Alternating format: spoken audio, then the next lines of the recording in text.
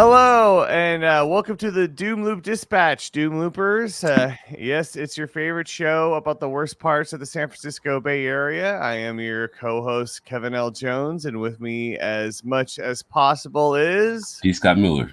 How you guys doing today? Let's go. Hopefully everything is good. We have an amazing guest. I am so excited. Could not be more excited. We have Ali Winston, the reporter and co-author of The Writers Come Out at Night, which all of us want you to read because, especially in this moment in time, if you're following what's happening in Oakland, you definitely should go back and read about the history of the Oakland Police Department, because there is a massive push to expand the Oakland Police Department and lift all the kind of not necessarily regulations, but restrictions, citizen watch committees following the department. They want to lift all that for who knows what reason, and everyone should know why those things exist in the first place. So thank you again, Ali, for coming on. I really appreciate it. Sure. Happy to be here. Awesome. So let's kick it off. As the writer of, or as the author of the writer's book, really, how insane is it to see this push for this expansion and basically kind of, it's truly whitewashing the OPD's past, and it's just trying to expand it. Like, oh no, everything's great about it. Just expand it. How do you feel?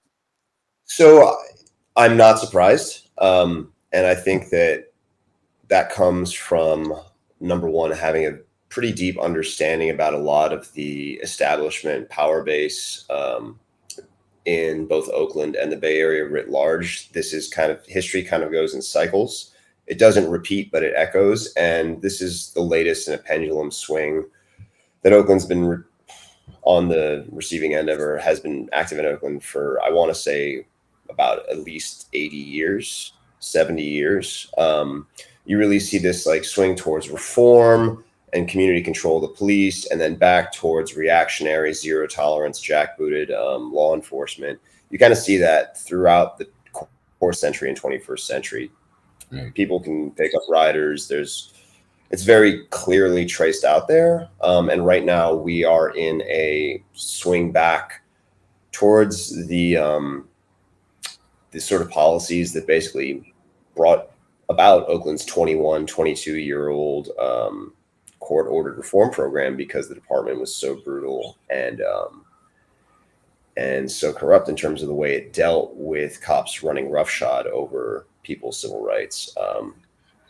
And I think that there's also another aspect of it too. I did a bunch of reporting for The Guardian, for the British newspaper, on the blended gray money network, this kind of blended 501c3, C4 network in San Francisco that consists not only of, the traditional financiers and real estate interests that have always controlled that city, the downtown folks, the Nob Hill crowd, but also the new network state, libertarian, neo-fascist, whatever you want to call them, Silicon Valley elite like Gary Tan, Jeremy Stoppelman, Jason Calcanis, who's one of Trump's butt boys at this point. Sorry, that's not meant to be homophobic. He's just he's on his dick. And, it's very clear that they mounted a playbook, starting with the Chesa Boudin recall and the school board recall some years back. And now that same network is rolling out very similar operations with money coming from the same places, same people, Ron Conway, Philip Dreyfus in Oakland. And they're trying to not only oust the incumbent DA and the incumbent mayor, but they are trying to seed a whole slate of council candidates as well.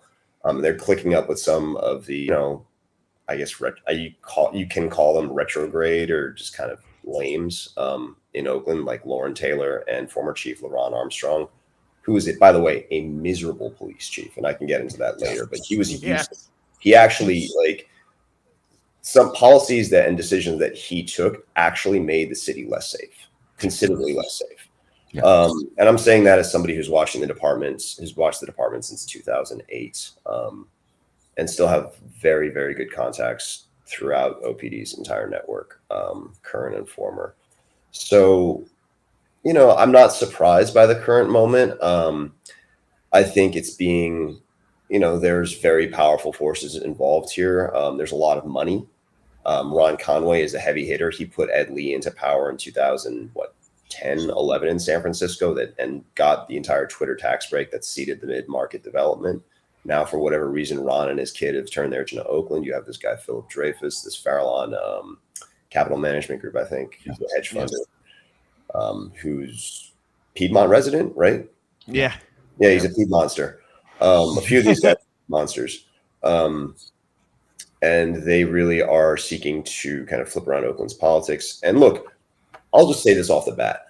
I don't support either Price or Sheng Tao. I don't put my vote I don't support politicians in that respect. Mm-hmm. But I do support democratic elections. And I think recalls are fundamentally anti-democratic. Yes. And they have been used as a way by the right wing in California to kneecap politicians going all the way back to Gray Davis. Yeah. And that's how Schwarzenegger got in power. You saw the same attempt rolled out in 2021 against Gavin Newsom by that dingbat Michael Schellenberger, who's like one of them.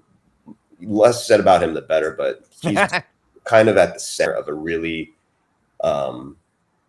well-funded disinformation network that consists of him, Thomas Wolfe, Lee Fang, Leighton Woodhouse, like a lot of these people who are like post-left and frankly just like are really in their feelings about people having rights and whatnot. I don't know. They're like, that seems to be what's driving a lot of the noise and the Sturm and Drang in this region. And that also clicks, that dovetails with some of the more reactionary news outlets that we have around here, like the Chronicle, some reporters at the TV stations. I don't want to go into that too much because that's just like they are who they are and they've been who they are for a long time. Mm-hmm. But it is a really interesting moment of convergence, right? Where you have all these people who want their deregulated AI-filled, driverless car-equipped libertarian cities where the government doesn't exist except for a police department that, they can bribe to do what they please. I mean, there's this whole network state ideology that feeds into it. And I don't think everybody ascribes to it, but I certainly think that drives a lot of the people who have money and are quite vocal about it. And, it also clicks up with the just sheer volume of people who are involved in cryptocurrency and that like giant Ponzi scheme who are very, very well represented throughout Oakland now. They weren't 10 years ago. They weren't even 5 years ago, but there's been a big influx of them in recent years. And I think that has also changed the city's politics. Totally. Yeah. And I agree with you. I mean, you don't have to support Xing Dao and you don't have to support Pamela Price to be against the recalls. I mean, I personally didn't vote for either one of them, but I agree with you. It's the undemocratic process and the way that you can't win. You can't be a Republican and win in the Bay Area. So they're doing this little go around, which is ridiculous. Anyway, I just wanted to. Total workaround. And all you tapped into it was almost like a great overview of all the stuff we talk about. So you're totally tapping into all these themes that we've been following. And we're going to get back to it too, especially about Chief Armstrong. But the one topic that's really been sitting on my mind since coming back to the book, you talk about how the writers really started ramping up their violence in their patrolling under Jerry Brown, and a big part of they thought they were kind of given, or at least they said during the writer's trial that they kind of had the idea that this is what Jerry Brown wanted. And a lot of what Jerry Brown's strategy was about attracting real estate investment, especially downtown. Yes. And so I was wondering, I mean, do you really think there's this kind of connection or even a push by real estate investors for that kind of policing? I do absolutely think that given the language that's come out of some organizations, like basically the East Bay prong of this Gray Money Network, Empower Oakland, Vibrant Oakland, they do want policies rolled back that actually were put in place in order basically to safeguard life. For instance, the chase policy, OPD since 2014, for a decade, OPD has restricted vehicle chases because in 2011, there was a report that issued by, in response to a request by U.S. District Court Delton Henderson, who was the judge in charge of OPD's oversight for the first decade and a half of its existence, I want to say, maybe a little bit more. But it found that OPD, they had a high number of officer-involved shootings per capita. I did my graduate thesis on officer-involved shootings and public transparency laws in California throughout the state back at Berkeley in 2010, 9, whatever that was. Excuse me. And it was in examining the reports, the actual incidents, and going over them and reporting on them, some of them in real time. One of them, I'll give you an example. Derek Jones, guy gets into Barber in East Oakland. I believe he was on supervised release. He and a woman he was involved with got into an altercation at his barbershop down on Bancroft, somewhere in the 60s, I want to say. And he laid hands on her. Mm-hmm. She called the cops. The cops respond. He's on court release, so he rabbits. He runs. 2 cops, Heriberto Perez Angeles and Omar Darza Quiroz, who both are still OPD and both of whom are pretty high up in the department's chain right now. They're supervisors. They chase the guy into a blind alley. Foot chase, mind you, right? Mm-hmm. They chase him into a blind alley. He runs up against a fence, hits the fence, turns around. He has a pocket scale in his hand for marijuana, right? Right. Because he had weed on it. And back then, 2010, weed's illegal. So you're on probation. You're going back to state prison with that. He turns. They go around the corner. They didn't realize how closely they were pursuing him. They come right up against him. Boom, boom, boom, boom, boom. They light him up. He dies. It kicks off some pretty intense protests in Oakland. This was also I want to say this was around November. This was fall 2010. So it was around the time that the Oscar Grant verdict came down. Yes. No, excuse me. The sentencing came down. So there was a lot of, the police shootings in Oakland were very, very, very big flashpoints back then. Both of those cops, by the way, the reason why the chase policy comes into it, beforehand, they got into a fatal shooting where they pulled the trigger on a guy, killed him, and injured the other guy in the car because they followed too close, crashed, wrecked up, and they got too close to the vehicle. And they were dinged by the department's internal affairs board, by the use of force review board for not following too close, not adhering to department policy, putting themselves at risk, creating that situation. So Chief Sean Went created the chase policy in 2014 in order not to chase. It's not a no chase policy. It's a restriction on when you can chase in order to basically give yourself more space, not create situations where the cop, the people they're pursuing, or pedestrians or other drivers can get put in, potentially fatal situations. Right. And, Oakland saw its most sustained drop in violent crime from 2013 to 2019. 2018, and all that happened with this search policy in place. So whoever the fuck is saying that this policy is causing criminals to do X, Y, and Z, they're lying out of their ass, because this has been in place for a long time. And frankly, there are other aspects of what OPD did during that period of time. And I know I'm getting off track from your initial question, but there are other policies that OPD did, other tactics and strategies that they did that actually did reduce violent crime because it focused on specific people involved in those actions and tried to actually drill down on gun violence networks and that entire theory. So when it comes to this revanchism, I think that, Jerry Brown did go into the squad room. He did go into the lineup before cops went out on patrol and said, I want to take back the streets. I'll back your play. Go out there, take the corners back, right? So he was basically doing this rah-rah approach where he wanted OPD to go out there and be aggressive. The riders were not ordered by their superiors to go out and kidnap people off the streets in West Oakland, homeless people from downtown, and run their beat and release program where they'd they'd jack a homeless person up, take them off the street, beat the tar out of them, and drop them off somewhere in the flats away from downtown. And they did that. That's all in our first couple chapters. And but they're still doing it now. They're still doing it now. I mean, like it's still happening. Like, So, yeah, I mean, like, yeah, I live in Lakeshore, and I mean, we know almost all of our houses population. We call them houses neighbors. yeah, And they're pretty constants down there. There's some regulars for sure. yeah, and then but like new ones show up sometimes in the morning, like looking roughed up, and then they disappear. They never come back, and then we get a whole new slew of them moving in. And go, no, that guy's new. He's not. I haven't seen him before, and then he's gone. He never comes back. And I know the OPD is still doing that. No question. No question. Yeah, that very well may be. But what happened under the riders is that these cops, who were, by the way, field trained officers, they had problems with brutality. They had written up complaints. There were other cops that didn't want to work with them. They took it on themselves, but they were also put back into play because they made their supervisors look good. They made high numbers of arrests. They were aggressive. They were popular in the locker room. They were popular in the squad room. And so people didn't really want to speak out against them. But it was very clear that they were basically protected by their department because they produced the numbers that made everybody look good, that made the supervisor look good, that made the chain of command look good, that made the chief look good, that makes Jerry look good, right?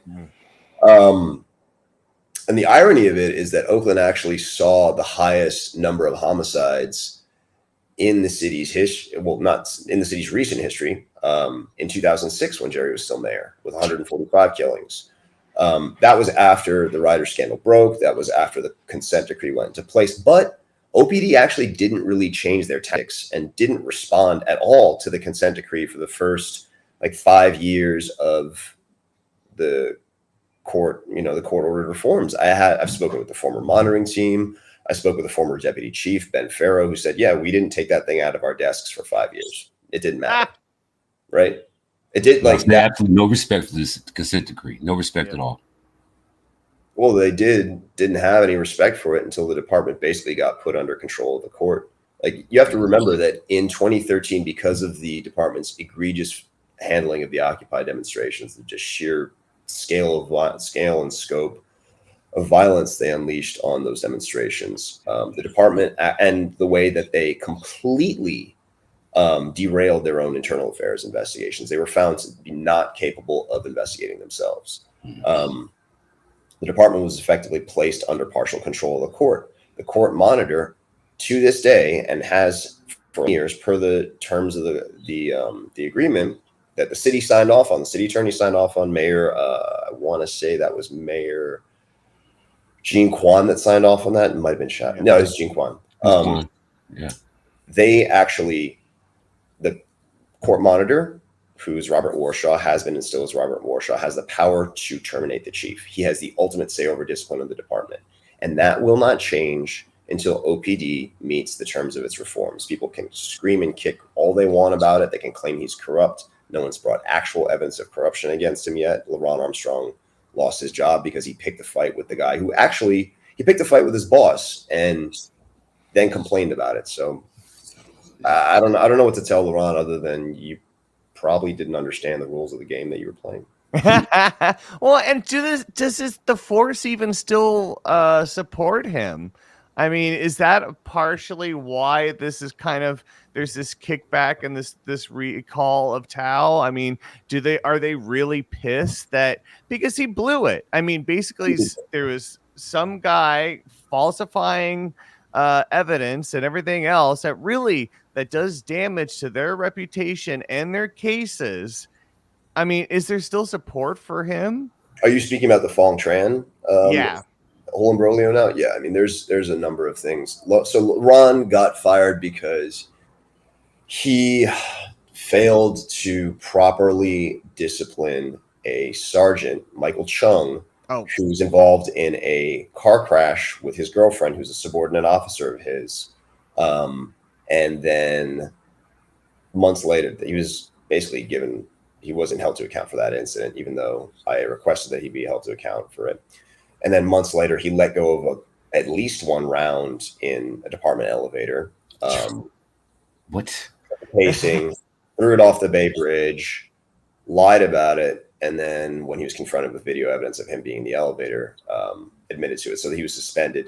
LeRonne didn't didn't deal with this issue properly. Sheng Tao suspended him in early 2023. Then he started attacking her and the monitor. This did come to light through the monitor, by the way. And then she fired him. But at the same time, there's another scandal that Darwin Bondgram at the Oakland side, my co-author for the Riders, and I have been reporting on kind of together and separately and in tandem over the past year and change, about a homicide detective, Sergeant Fong Tran, who worked homicides. I think he started working in 2010 or 2011. So he's worked several hundred homicides throughout his career. He was found to have framed up two men, Giovante Douglas and Cartier Hunter, in the 2011 murder of Charles Butler in North Oakland. He was killed after an argument over a fender bender around Christmas. And per a habeas corpus writ that released both Douglas and Hunter from prison in 2023, I think it was 23, maybe it was 22, Tran he basically bribed a woman, Aisha Weber, into lying about witnessing that incident and then convinced her to testify falsely at trial. Tran himself also perjured himself in testimony, I think he perjured himself in testimony at trial. Hunter and Douglas's defense attorneys had alleged as much at the time. Long story short, he's currently charged with felonies by the district attorney's office for bribery and perjury. Right. And over 200 of his current criminal cases are now under investigation. One homicide conviction has been voided. There are a number of other challenges that Darwin and I unearthed back in 2023. And then OPD actually let this guy go back to work before all this became public, before he was charged. They had an internal affairs review of it, and according to reporting that we did earlier this year and last year, the chain of command and internal affairs basically figured out a way. They didn't interview key people. They didn't evaluate the evidence properly, and they determined the outcome of the investigation. They basically they steered it towards an unfounded outcome, which not only means that the incident that Hughes cleared of misconduct, but that the allegations underpinning that case never happened, right? Which is completely uncredible, because you have a habeas corpus signed by a judge clearing two men of their convictions, releasing them from state prison. That the unfounded statement, which has been a problem in OPD, that's how they kind of get officers off. You have officers who are in good standing with certain people in the department out from under these investigations. They've been using that for a long time, but it was a huge problem. It went all the way up the chain of command. LeRonne Armstrong, his number two, Darren Allison, were involved in that decision. Both of them were found culpable by the Citizens Police Review Agency, Oakland's independent police watchdog. A number of other commanders were dinged for this as well. Armstrong's wife, Deputy Chief Drennan Lindsay, was actually given a termination notice. She was fired because of her conduct in this incident, because she was so central to it, which doesn't really make sense because she was not in Tran's chain of command. So there's a lot about this that we don't really know about because we haven't seen reports. This reporting all came about through sourcing. Like when Darwin and I do this sort of reporting, we source 4 or 5 different ways. We source well beyond 2 sources, which is, the bare minimum standard that you can do if you're doing anonymous sourcing. No, we source 4 or 5 different ways, and we really button things down as much as possible. When we did our reporting on the 2016 sexual exploitation scandal in OPD, which, by the way, is also never referenced by the recall folks, by the I don't know what the fuck you call them, like the new law enforcement lobby. Yeah. All that is completely memory holds, because either these people didn't live in Oakland, or they forget about stuff like that. They want to forget that things like that ever happened. So when we do this reporting, we source well beyond the standard that we know will get us by the bare minimum or get us to the legal minimum, because we want it to be ironclad standard. We really, our reputations depend on that, and no one's ever come out and said, you're wrong, you got to retract that. So It all. But I mean, like, so you're talking about guap, right? When you talk about the scandal, you're talking about guap. All that. Yeah, And the entire chain of command was implicated in that. Sean Went was involved in a cover-up. His deputy chief for investigations, John Loyce, was involved in a cover-up. There was a homicide of a cop's wife, or suspected homicide of a cop's wife, that was not investigated because they did not want to get in trouble with the court monitor. Oftentimes with OPD, it's not the crime, it's the cover-up. Yes. Right. Yes, And true, that's so true. crazy too, because you point out in the book that even Sean Went was like his whole thing was I'll take on the dirty cops. And even he was still he did. Yeah. He was a good internal affairs investigator. I mean, he was dogged. But once he got to a position of power, you know, his entire mien changed. I mean, his chief of staff told us a story about Sean that we put, and it's on record, about him telling her a joke about, oh yeah, you know, what are we going to do about all these young black men in Oakland? I've got a solution. We can bust them up and send them off to Antioch or Pittsburgh. You know, we can just get them out of town. And that's how we'll solve violence in Oakland. So that's, you know, that's him getting too comfortable with the old boy crowd. And the culture of the department, like it's really infectious. And I think what happened to Sean is a great example of it. Yes, and that's exactly what I wanted to ask about too, because it is the culture that is the issue, especially the cover-ups and stuff. I mean, it's so bad. It seems like, I mean, it just seems like it keeps happening too, just everything trying to hide, you know? So do you think there's, I mean, are there signs that that culture is still prominent in the department? Yeah. Look at the current call for Sheng Tao to resign that was issued by OPOA. Who issued that call? The new president of OPOA, Hui Wen, who's a sergeant. He's been probably one of the most like hyperactive sergeants in the department in terms of his overtime. He routinely is the top earner in OPD. Last year he clocked well over $600,000 in total pay, at least 250,000 of which was overtime pay. He has been doing that for as long as I've been covering OPD, and that's what, 16 years now. When we talk about, and you know, OPD has this longstanding culture of not fully staffing the department and backfilling officer shortages with overtime, which makes individual officers extremely wealthy. Right. But at the same time, it kind of you know, you're selling Peter to pay Paul. Yeah.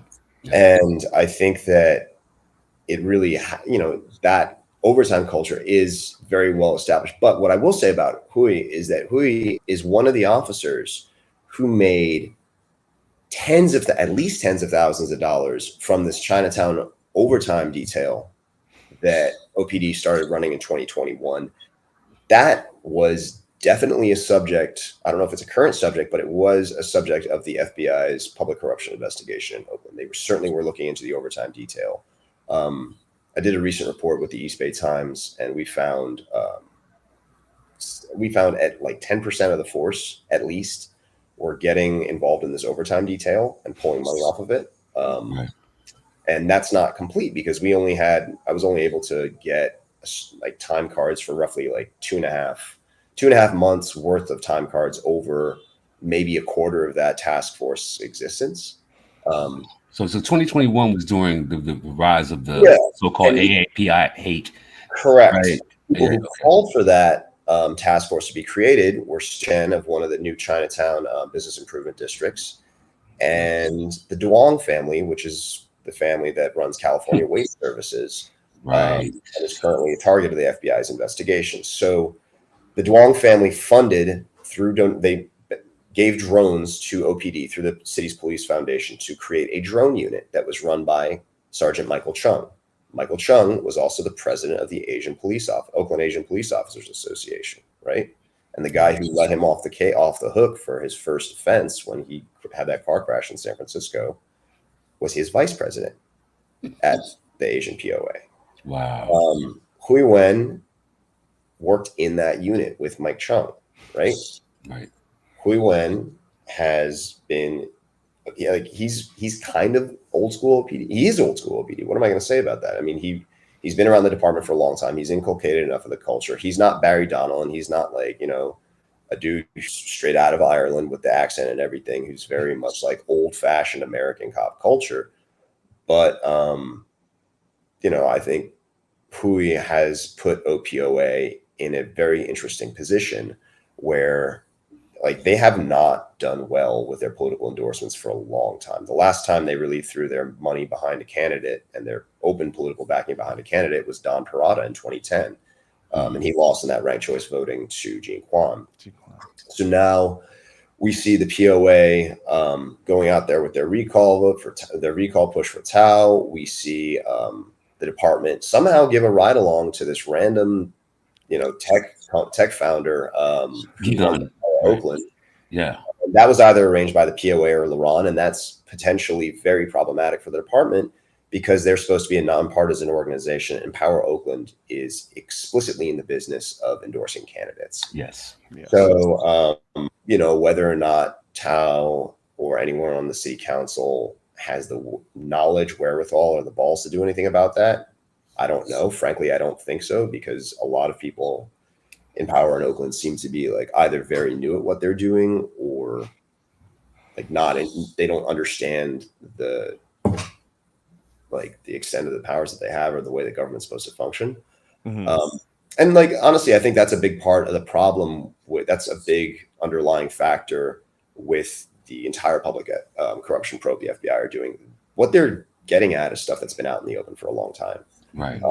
And they're really they're up in the guts of the East Bay Democratic political machine, to the point where there's a lot of smoke around both Mia and Rob Bonta. Yeah. Started out in the East Bay and then made their way up to Sacramento. And who knows where it goes, but there are very clear ties. It's clear to me that there was too much business as usual around the East Bay, that everyone took a certain type of politics to be the norm, even though it may be and frankly is illegal in a lot of respects.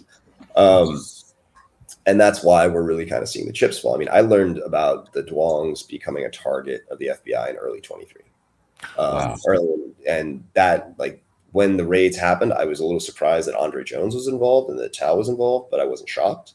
But the Duongs, there was a piece Darwin ran in 2020 about the straw donor campaign, the straw donor plot that they were running, that the Oakland Public Ethics and State Fair Political Practice Commission had gotten onto, and alleged drug dealing and sex trafficking out of a karaoke bar in Chinatown that Andy Duong supposedly owned. Right. So their involvement in all that is not really surprising to me, but it was politics. People took it as politics as usual, too long. There's a lot of money flying around. There were people who weren't from Oakland, because the Duongs also have their money all over San Jose. There were state legislators out of San Jose, I think it was Ash Kara, who said, I'm not comfortable with this. This is really you guys are going too loud with this. I don't want to get involved in this money. Yeah, sure, I'll sit down with you once in a while, but this is really shady. This isn't above board. So, so the raids themselves were absolutely justified. I mean, they just were. There's just enough shady shit going on there where it just has to be dug into. Absolutely. Okay. Of course. I mean, look, those raids, I was not surprised at them, and also a federal judge has to sign off on you have to give probable cause in order to get warrants like that. And we haven't seen the affidavits yet on those warrants. And I presume that they'll become public if and when charges are filed. But I can tell you that there are people will go to prison off this. It's a very serious case. Oh man. Yeah. But then how do you feel though about the media's focus on Tao when it seems like it's so wide reaching and there's so many people with their hands in this? Well, somebody's being paid to keep the focus on Tao, and that's Sam Singer. I do think there should be focus on the mayor if her home is raided by federal law enforcement officials in a public corruption case, right? I don't think she was also involved in Oakland politics. So she was a council member beforehand, and she was a staffer as well. So was her boyfriend. Her boyfriend was an ever-present in the city council. I don't know how many times I sat next to him or in the same row, in the same vicinity as Andre at council meetings down the years. And to be I maybe have said 20 words to him over the past 16 years. I really don't know the guy that well. I'm interested to know what his involvement is. But I do think that the mayor has questions to answer. I do think that, you know, there are a lot of other politicians to whom the Duongs gave money. Dan Kalb, Rebecca Kaplan, Lynette Gibson McElhaney. Sure, she gave money to Libby. You know, their money goes back like over 20 years in Bay Area politics. Right. So I'm very curious to know what deal was cut, what the focus of the probe is. I do think that there's a focus on what the city, on whether or not the Duongs were trying to get contracts that may have used pandemic era federal aid for either housing or something else. I know that the OPD focus of the FBI's early probe or wherever they were on it had to do with whether or not Oakland was using federal money to pay for police overtime and whether the cops were actually bilking the taxpayer by claiming false overtime. Some of these cops, by the way, worked 26 hours out of 48 in certain weekends. Oh. That's what their time cards say. Yeah. Right. You know, that's where the kind of rubber meets the road with all this. And, you know, I'm keeping an open mind about it, but I do not think that this is specious or politically motivated. I know that it's been going for a long time beforehand. And frankly, like Sheng came into office in early 23. Right. Right. I mean, what about the timing? What's that? What about the timing of it, though? Because the raid itself, well, to me, I'm asking, like, you know, the minute that the signatures were turned in for the recall of Sheng, forget the recall. All right, here's what you have to think about. Okay. Mario Warez, the businessman who the Duongs were supposedly involved with in order to build these like containerized modular homes that would have been put out at the port of Oakland to house the city's homeless population during the pandemic, right? Mario, if you look at the reporting the East Bay Times has been putting together recently, Mario Warez got in a confrontation with the Duongs, I believe, earlier this year.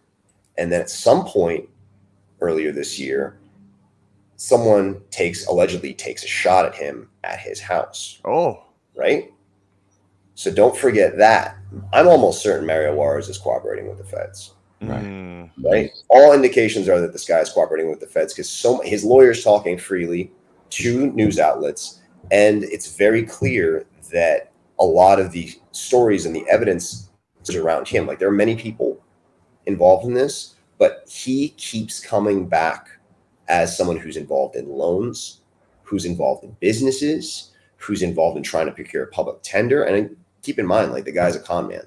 You know, he also was involved in sending out mailers that were not quite above board against certain political candidates. Yeah, not just for I think it was city council, but also for maybe mayor and maybe state assembly as well. Mia Bonta also had her campaign registered to his address on High Street. Wow. So keep in mind, he's the center of this thing. As much as the Duongs is, I believe that he's one of the pieces. He's certainly providing evidence to the state on this, which is, you know, maybe he'll probably have to plead guilty to something, but he'll almost, like most witnesses do, like most people who flip do, he'll probably cut a deal. Yeah, it sounds like he might flip for real. Yeah. And I just wish that there was more reporting on a higher level. There is plenty of reporting about him. There's outlets that have done a great job on this. Oakland side's done great. The East Bay Times has done great. The Hearst paper has been playing catch up because they suck and they don't have East Bay sourcing. Also, like, I'll be honest with you, there's always one or two people in the Chronicle whose job it is who's have basically the remit to shred progressive politicians, either in the Bay Area or Oakland. It used to be C.W. Nevius. It used to be Chip Johnson. It used to be Heather Knight did a great job, basically, as a stalker. Hit piece, Heather. Rachel Swan's been doing a great job of it, basically, since her days when she wrote articles about how protest was over and we need a sit-lie law in Berkeley. SF Weekly and East Bay Express. I remember having a big argument with Gavin about the sit-lie article. But like, they have people whose job it is to do that, and you'll see that when OPOA or Singer want something out there, they'll go to the Cron, or they'll go to Pix, or they'll go to KTVU, or they'll go to ABC7 to get that out there to a friendly reporter. But I wish that there was more of a higher level focus on the actual, like, on where the facts are leading to in the reporting, rather than this entire Sturm and Drang that goes around the recall. And I understand why the recall is getting that attention, because frankly, you could have two very powerful politicians in the East Bay, the DA, who's made a tremendous number of mistakes in her own regard, but who's also like pissed a lot of people off because she's gone after some pretty powerful interests, including cops, including landlords, including businesses. And again, like, that's not to endorse her, but like, it's clear that there are folks who want both of them out because they want to put their person in charge of the East Bay. And the recall is a very quick way to do it. There was a playbook in San Francisco. There's ample money for it. There are useful idiots out there who will serve as megaphones for disinformation or serve as attack dogs for that. And like, some of them are kind of, they've been fucking around for a few years, and some of them are finding out. I mean, Neighbors Together Oakland got its nonprofit status stripped. Susan Reynolds over in San Francisco, who did channel $100,000 to Seneca Scott from Neighbors Together. She's subject of an ethics complaint that just got reported out this week by Mission Local. It remains to be seen whether like there's actually a constituency for these people in Oakland, as opposed to like the same 10 people that run 50 sock puppet accounts and a bunch of blue check marks that come in on top of it. But you know, the question will be asked this fall. Yeah, totally. And then how do you feel about those kind of guest sources, I guess? Like, I was shocked to see the Chronicle do that kind of fawning story, or at least give so much credit to Tim Gardner. To the Oakland report?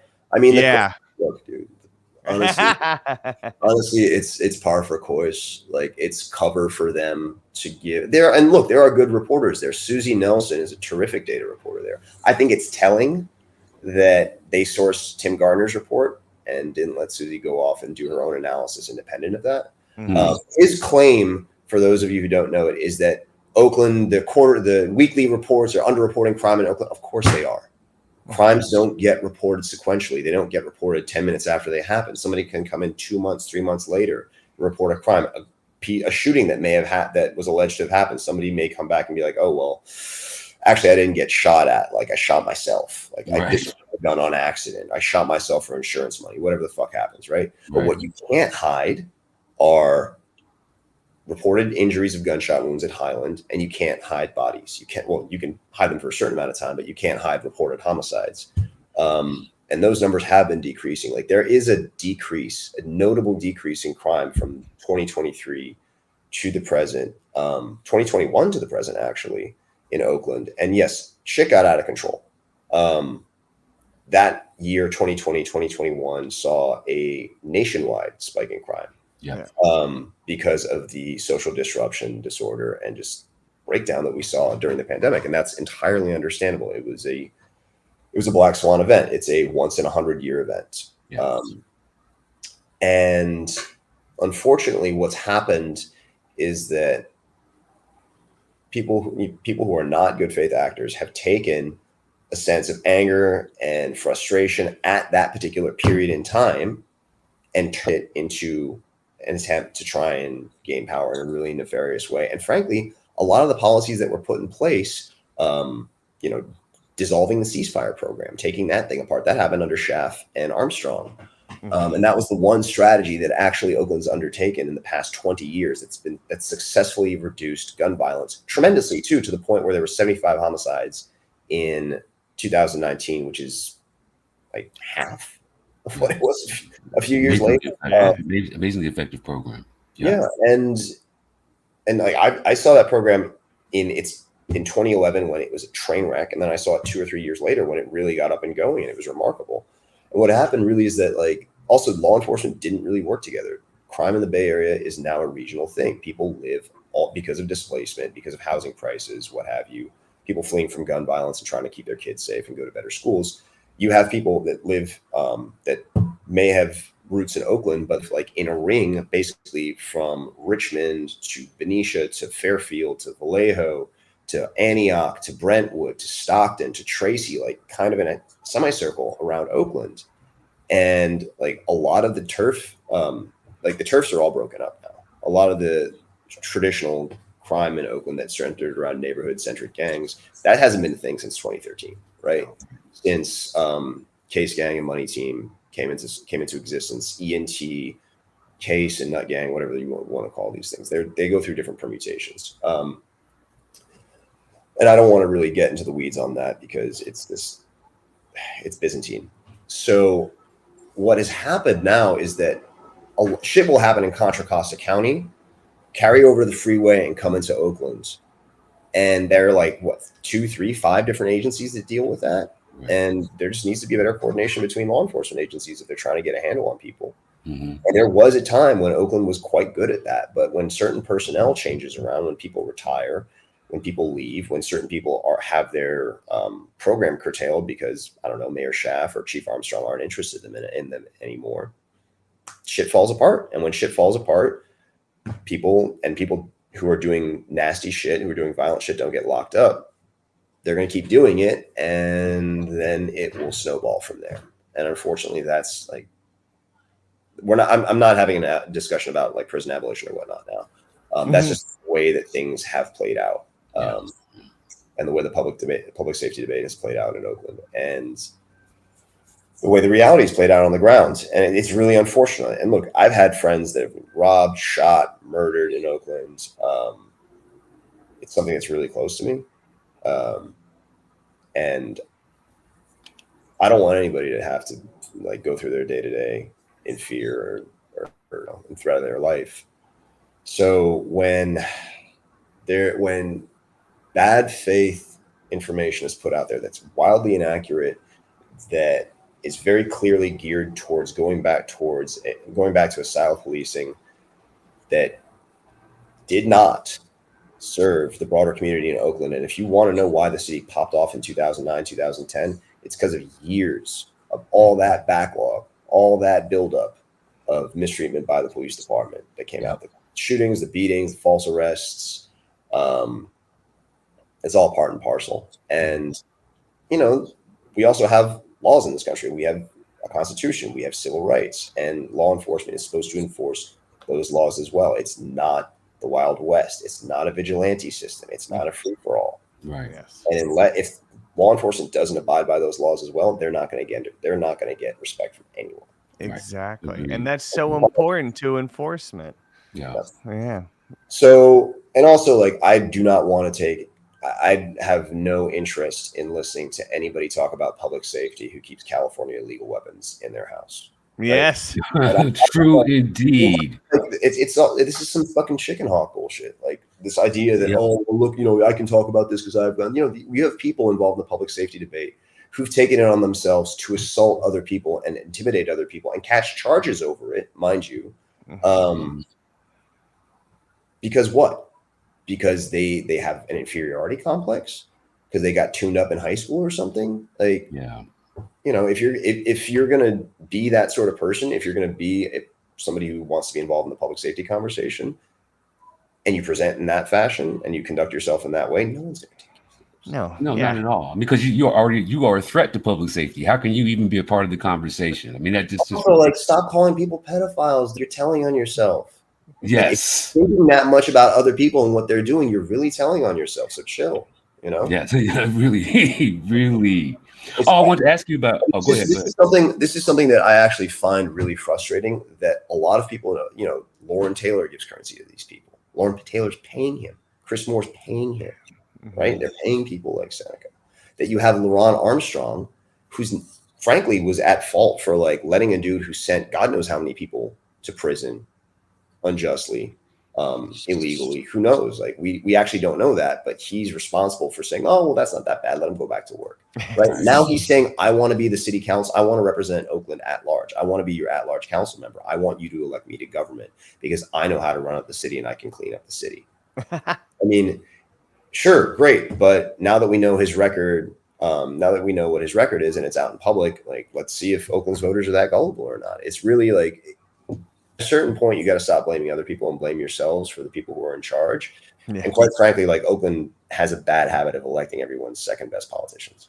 Second or third best choice, like it's not the most qualified person running for the job or who gets the job. And that's not universal, but I've seen enough of the council and the mayor and the city attorney's office to know who comes and goes in there. And they have crosses to bear for all this as well. Yeah. No, and especially I was thinking back to maybe kind of a tangent, but just like Tim Gardner, and actually no, this most recent ride along by Gagan Biyani, and he talks about how the department is so understaffed, only 35 people on at a time. But then I remember in the book you talk about Dellums when he was mayor, he brought it to the record, right? 837 officers. I don't remember crime like completely stopping then. It was considerably more violent. Like 2007, 2000, there were well over 100 murders in those years. Like the what people don't understand is that staffing does not correspond to decreases in violent crime. The violent crime rate, for instance, let's talk about the biggest city in the country, New York City. NYPD is at 33,000 for head count right now, right? There are fewer than 500 murders in New York City a year. In a city of 8.5, maybe 9 million, depending on what day of the week it is and how many people got off a bus from Texas, right? Then 2000, the department's at 2000, 2001, the department's at its peak head count. 2000, was it like 40,000 officers? There were maybe 700-800 homicides that year, right? Yeah. Like almost double of what it is now. So you just have like the staffing, there's some relation. Like if you don't have any cop, you have a lot of guns and you have a lot of narcotics and you have a lot of people who live in a criminogenic environment and have all the social factors that contribute towards violent crime and gun violence. Yes, you will have, shit will go crazy. But putting, cops on every corner does not stop violent crime, because it's in the point, the city in the country that has more, that still to this day has more cops than there are soldiers in the entire Italian army. Still, they weren't able to keep crime. The violent crime rate now is far less than it was 24 years ago. And that there are so many different factors that contribute to crime rates. And staffing, staffing, great. That's one thing. But at the same time, in the mid 2010s, OPD was able to achieve a significant reduction in violent crime because of certain policies and strategies that they undertook. There is no discussion of that in any of whatever that jackass from Empower Oakland wrote. And frankly, there are basic factual errors in there, and he should be embarrassed about putting that stuff out there with his name on it. The consent decree is 20 going on 22 years old. It's old enough to drink, drive, and vote. Right? And it's not just that. The department is under the consent decree because of X number of reasons. They failed on it. There have been God knows how many cover-ups and scandals that have brought the department back under disrepute. And frankly, I don't know if the consent decree is the best way of reforming law enforcement, but I do know that without it, the Celeste Guap matter would never have come to light. I do know that without it, a lot of cops who did wild shit during Occupy Oakland would never been brought to account. I do know that the chase policy never would have changed, and the number of officer-involved shootings in the 2010s would not have dropped by the same percentage that it did. And I do know that LeRonne Armstrong would still be police chief and would probably be doing some dumb shit today if he was still in charge of the department, because he was held to account for his words, for his actions, and for basically for taking apart really important violence prevention programs and, just being a bad police chief. And look, I think there's also another aspect of this too. My colleague, Darwin Bongram, will not speak like this because he's an news editor and he has different foray and whatnot, but I'm in a different position. I've been covering OPD longer than he has. It's not saying but I'm also I'm independent and I can call it as I see it.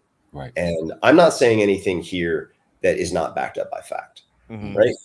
But I'm also not going to sugarcoat what has happened in Oakland, what is currently happening in Oakland with the public safety debate and the political landscape, and how that also reflects on national developments, right? On the sheer amount of power that a lot of people in Silicon Valley have accrued recently and how they're trying to put it into play in the real world. Yes. What happened in San Francisco with the recalls, what's happening in Oakland now, is part of like a trifecta of local pushes into power, that the third prong of which is the failed East County plan, is California forever in the Sacramento River Delta. You're seeing people taking paper money that isn't actually concrete, and try and seed it in real estate, in political influence, in, you know, looser regulatory environments for certain technologies to develop and become profitable, i.e. driverless cars in San Francisco, right? Right. And the less said about that, the better. I'm sure you guys are going to do a whole episode about that if you haven't already. Yeah. But by and large, like, I don't think, if you look at everything in an episodic fashion and you don't actually step back and understand what the broader developments are and where some of these other actors are also at work, you're not going to have a good grasp of things. You know, I think that's really totally.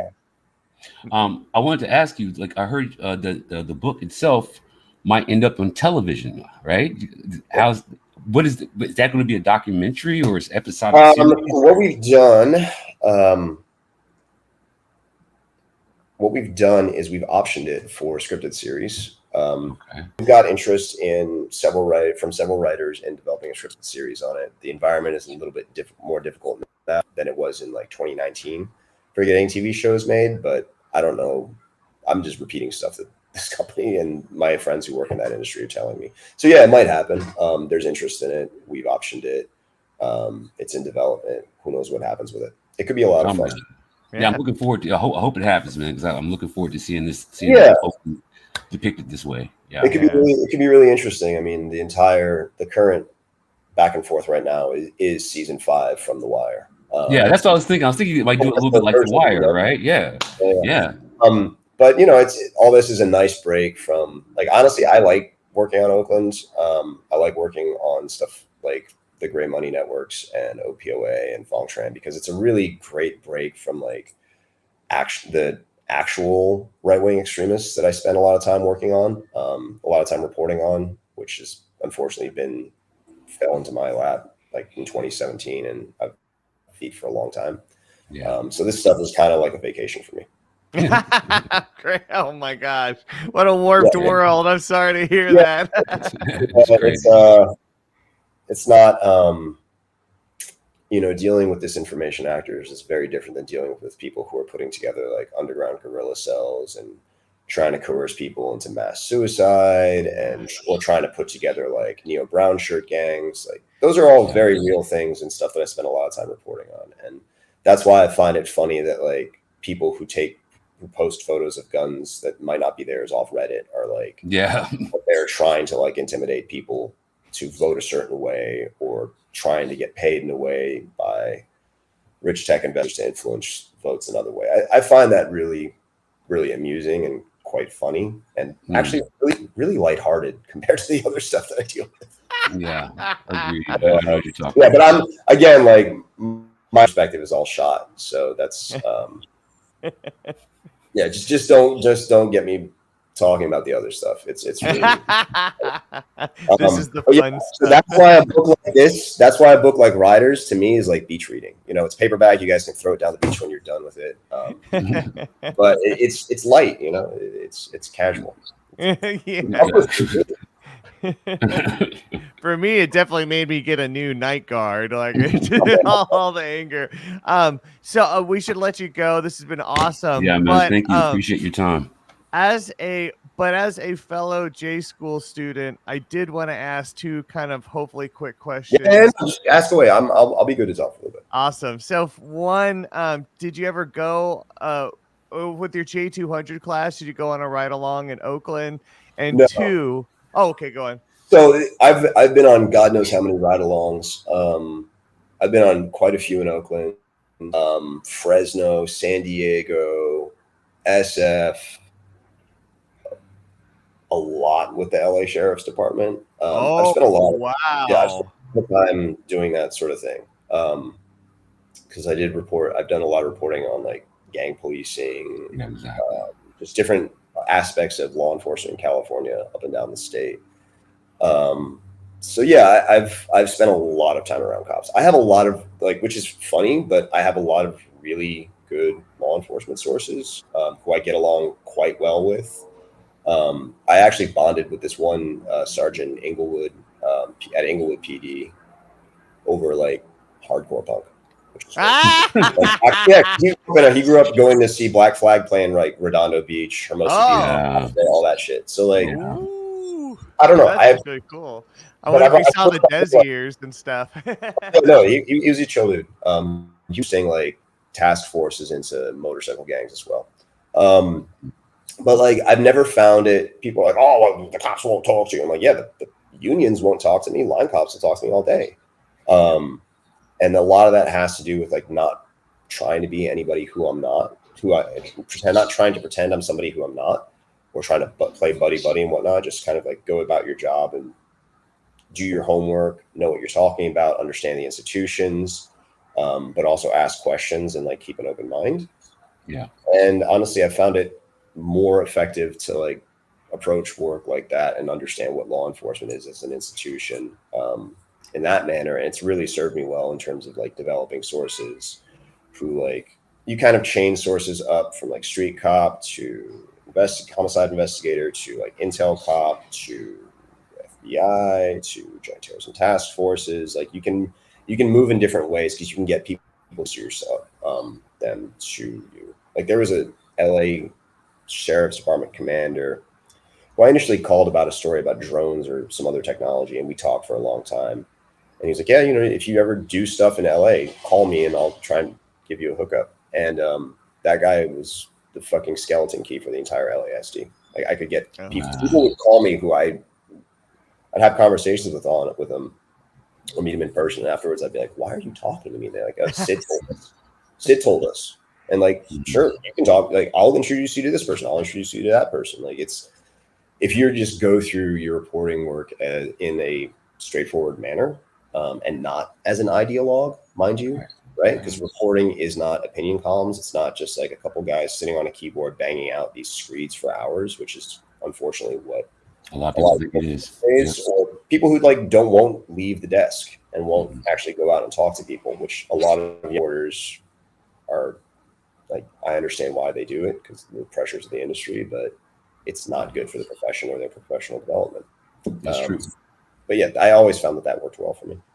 Yeah. And I guess that related to that is the, there's a big kind of debate over J School and its need. Should you do it or not? I enjoyed it. I got a lot out of it. I also too went for multimedia, so I wanted to learn. I went to Cal J School, and I learned a lot from it. But there's now this big debate of like, oh, it's a waste of money and stuff. How do you feel about it? So they jacked the fees up tremendously when I was there.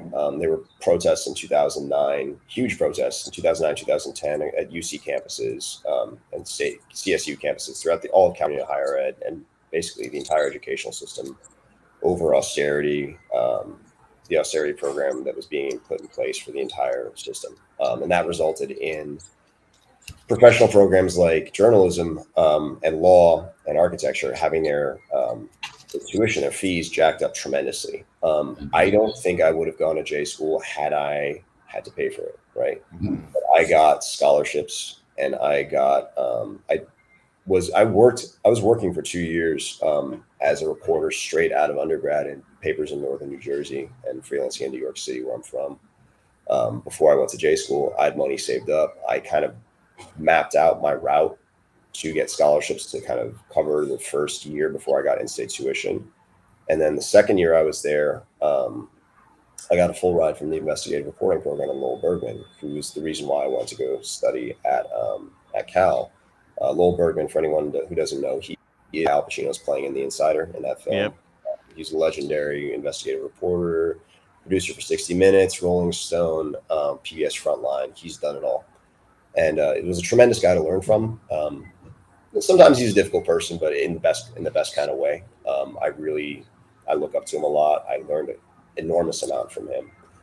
And the investigative reporting program that he set up was done for the purpose of getting students into investigative projects, documentary projects immediately. Like within 3 weeks of arriving at the J school, I was doing research paid through work study as well. So I was getting paid to do research on a frontline film, a film about the Corrupt Practices Act.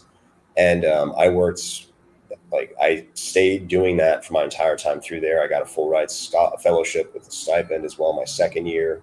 I don't think I would have done it otherwise, but I went to J school for a purpose to learn how to be a much better investigative reporter, and also to develop a focus on criminal justice. I knew that I was going to do that when I was coming into to graduate school. I also did a second degree as well and kept my healthcare for a couple of years while I was working at KLW Radio. So I did it in a little bit of an untraditional way, not traditional way, but I don't think it's worth going into debt for $80,000 like it is at Columbia's journalism school. I do think that it is, the fact that a lot of J schools like the City University of New York has gone tuition free. I think Cal might be getting to that point. That would be good. But the thing is the issue that I have is that certain things are not standardized. Cal has been schizophrenic about whether or not public records, for instance, is a required course. I think that's insane. I think that's a mandatory course, right? Yeah. Law and ethics is still a mandatory course. And I think that was a tremendous training. And actually at the IRP, we got sued. We had to basically sit down for mock depositions. Which showed us what it's like if you fuck up and get to the point where you get sued, or if you just get sued by some litigious subjects. And that was remarkable training. I would never have gotten that otherwise. I think everybody has to weigh it up, but I do think that there must be the entire industry is really on its ear right now and has been on its ear since 2008 for almost my entire career. I've worked in every medium: books, magazines, large newspapers, the largest newspaper in the country, the New York Times, small newspapers like the Jersey Journal, radio, nonprofits, for-profits, and documentary. And, I think the models are really messed up right now, and people have to weigh whether or not they want to do this as they do have to kind of look as if they want to pursue a career with a lot of instability for that. And maybe think about ways to differentiate yourself, not just be a breaking news reporter, have a beat, specialize. The reason why I've been able to survive is that I've specialized to a very high degree. And that's been my trajectory. I can appreciate that. Oh, sorry, go on. I think it's an amazing profession. I think that it's a fundamental profession for democracy, for a free society to have. Where half my family's from, where my mother's family's from in Turkey, they do not have a free press. Journalists go to prison all the time there. And you can see the differences between American society and a place like that. And I think it's absolutely worth fighting for. I do think that California needs to pass that tax on the tech giants to fund. I think that's one of the only ways you can hold those companies to account and also fund a free press. Yes. And they've gotten away with eating everyone's lunch and creating an illegal monopoly, which a judge said last week, Google's an illegal monopoly. And I'm sure it'll come down for Amazon. I'm sure it'll come down for Meta as well. Lena Khan isn't fired by Kamala. And by the way, I don't like Kamala. As SF Attorney General, I did not like her as Attorney General. But it's a very stark choice right now. Yep. I think that's but in terms of how the profession proceeds forward, I just think that you have to find alternative funding models that do involve the government, because the private sector is completely shot to bed. Yeah, they have completely. Yeah, and nonprofits too aren't turning out like they were supposed to, or at least pitched. Well, the thing about nonprofits is that there's a Death Star in the room, and that's ProPublica. ProPublica is getting almost all the money, right? And they're trying to spread it around a little bit, but it has created like the same thing that happened with the Washington Post and the New York Times, although less so with the Post. I mean, the FT, the Wall Street Journal, the New York Times, they all have very robust subscription models, and they've figured their thing out. ProPublica did as well. They were also bankrolled with some money that came out of people who maybe should have faced consequences for 2008 for the financial collapse, but all one. The is that they started out with money and a runway to build a model, and they did build it, and they've been tremendously successful, and they're doing a great job, and I've worked with them quite a bit. But not everybody's in their position.